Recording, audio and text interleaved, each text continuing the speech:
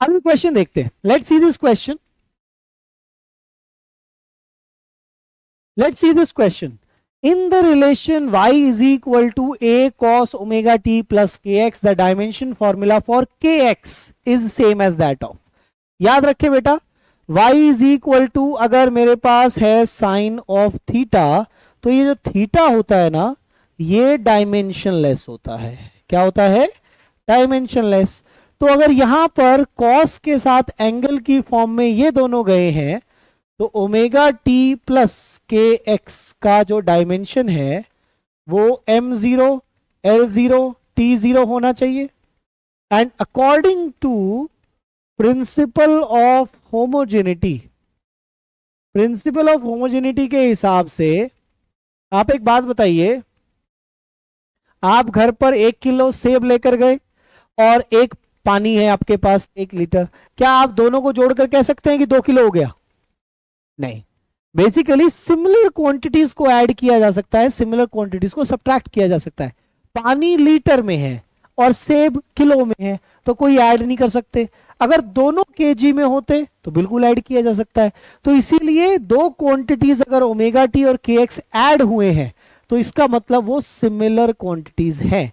तो principal of homogeneity के हिसाब से ओमेगा इंटू टी का डायमेंशन और k इंटू एक्स का डायमेंशन सेम होगा, और इन दोनों का डायमेंशन m0 l0 t0 होगा।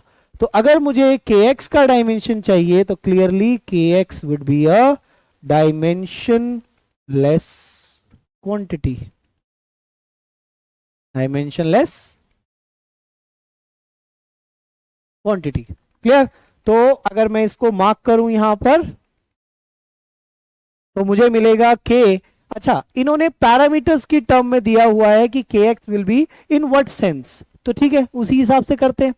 तो देखो y is equal to a cos omega t है, तो cos तो कोई फंक्शन देने वाला नहीं है, cos तो डायमेंशनलेस होगा। तो याद रखिए y भी डायमेंशनलेस होगा इसके अंदर, y विल ऑल्सो भी डायमेंशनलेस, क्योंकि और कुछ है ही नहीं सामने। तो साइन कॉस टैन ये सारे ट्रिग्नोमेट्रिक फंक्शन के अंदर एंगल जो जाता है वो भी डायमेंशनलेस होता है, और जो वैल्यू निकल कर आती है वो भी डायमेंशनलेस होती है। तो एक बात बताओ, y के सामने a cos omega T plus के एक्स है, तो क्या y का डायमेंशन a का डायमेंशन हो जाएगा? करेक्ट। तो आप खुद बताएं, अगर दोनों का डायमेंशन सेम हो गया है तो a by y will be a dimensionless quantity. तो ये तो kx से मैच कर जाएगा, सही बात है कि नहीं? तो ये हो गया हमारा आंसर। अगर इसको देखें तो देखो a का डायमेंशन है l और ओमेगा का डायमेंशन होगा t-1, तो देखा जाए तो ये l इंटू टी बन जाएगा, जो कि आंसर नहीं है। ओमेगा इंटू टी है dimensionless quantity m0 l0 t0 divided by l, तो ये हो जाएगा l-1।